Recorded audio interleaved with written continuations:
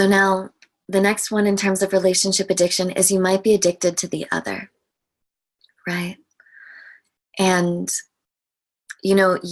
Carl Jung had this idea of anima and animus, which is that when we're born with this wholeness of our being and of ourself.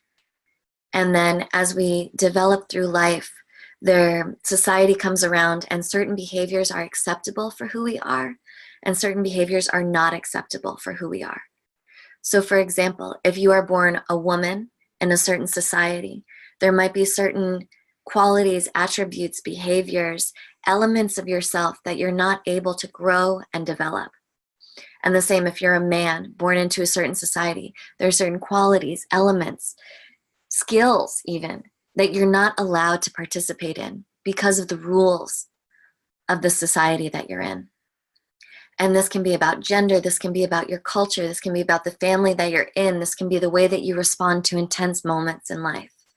But basically, out of this great fountain of being, of your wholeness, sort of your experience comes around and like tuck, tuck, tuck, tuck, tuck. I like to imagine it like pipes.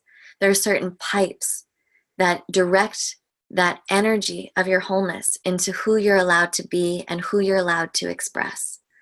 This is in process work what we would call your primary process, which means that all of those other qualities, all those things that you aren't allowed to express, kind of coalesce together into what we would say your secondary process or your secondary identity, or what Jung might call your unconscious.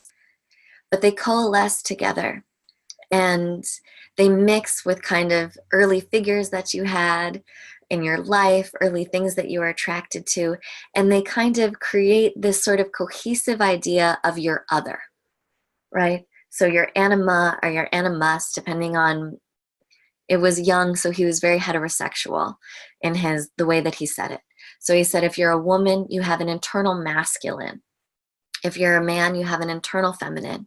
But we also know that in the world of more fluid gender, that it's just sort of the other, right? That then becomes projected onto people who you meet.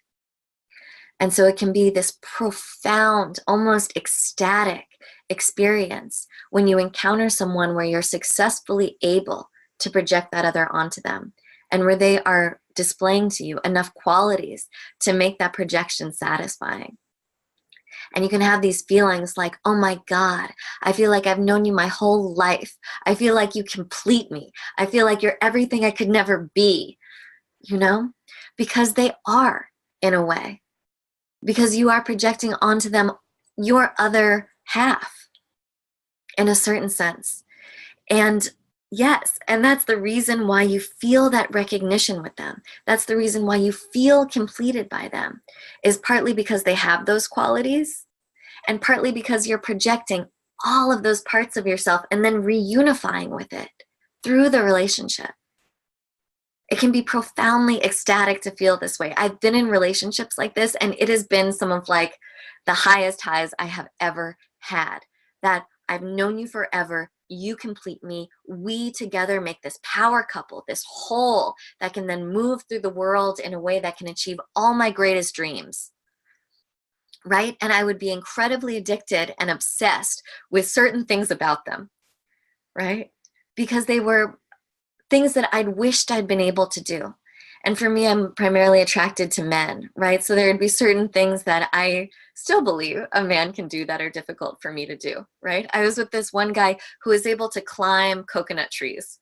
We were living in Hawaii, and he would climb like 50-foot coconut trees. And I would be like, wow, things like that. Or even things like someone who could play music amazingly, someone who is a classically trained musician.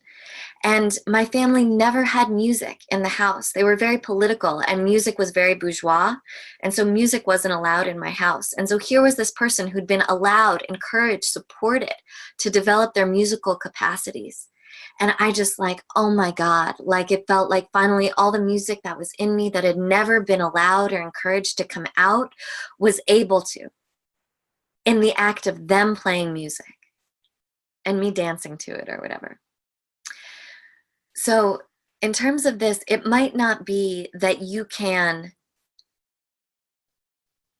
sort of develop in yourself, you know, the actual quality that they have that you find so endearing, right? I cannot be a 6-foot male bodied person who can climb 50-foot coconut trees.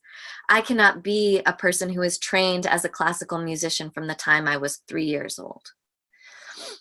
But I can understand that energy at the level of its essence, at the level of what the quality is inside it, and sort of understand that I'm a little bit, I have that in me.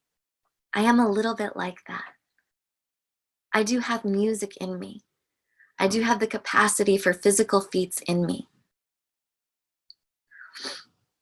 And, you know, I might actually have some of the things that I'm projecting onto the other more than they even have it. I was in a relationship with someone who I thought was so fucking self-aware, you know? It was like, wow. And then it turned out that he had all these blind spots, you know?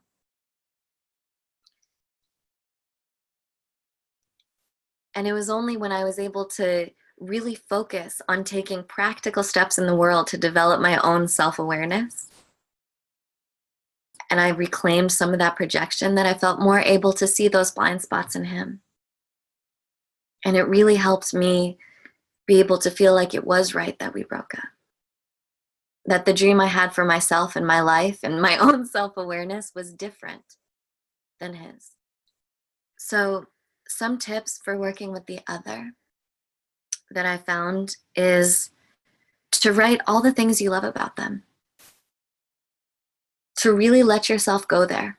All of the things that you love about them. And then to go through each one and unfold it. To find that essence, that energy inside of it and underneath it. And to start to identify that the seeds of those essence qualities are in you. And then to cultivate those parts of yourself. To take practical steps in the world towards developing those parts of yourself. And to understand that those are aspects that you're looking for also in a partner. And then to look back and to try and find the places where they did not always actually embody those qualities. Where they also have their own wholeness, right? They aren't an idealized image that you have. They're not only self-aware. No one is only self-aware, right? And so to find the other side of those qualities that you're projecting in them. And just to believe that that might be a big part of what you're looking for in another partner. And build them up in yourself so that you can meet that new partner at a deeper level, a more developed level next time. So it would be, if you write down all the qualities that you love about them, also that you projected onto them, that you have a hunch, a theory that might be part of you, right? That you are sort of your own dream for yourself and how you want to develop. Like they're so cool and they're so articulate and they're so in touch with their feelings. I don't know, whatever it is. Think about how they're also not only that, right? When were times when they weren't so in touch with their feelings, or not so articulate, or not so self-aware, in my example? Mm.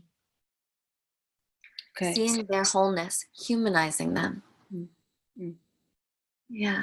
Okay. So not in a mean way, but in a, actually, I don't know, I think it can be very compassionate to reclaim our projections from someone. Compassionate for ourselves because it frees us, but also compassionate to them because it makes them a person again. So it's like a way of breaking that projection in a way, yeah. Exactly, yes. Absolutely. Getting clear about what you projected, reclaiming it back for yourself, liberating both of you from the field of that projection. Yes.